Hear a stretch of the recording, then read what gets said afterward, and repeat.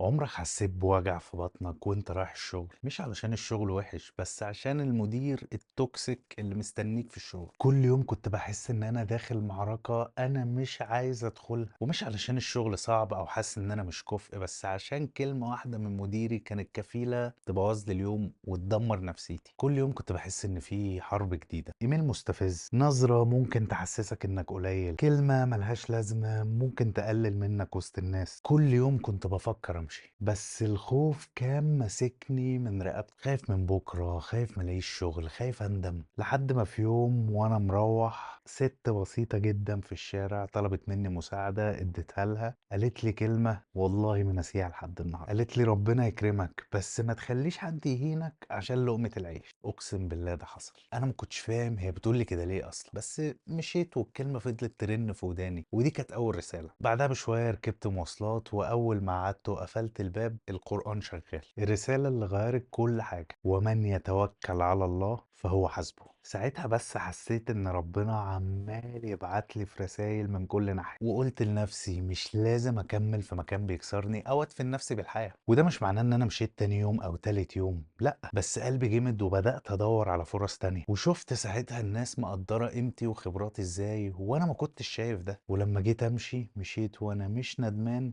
ولا قلقان.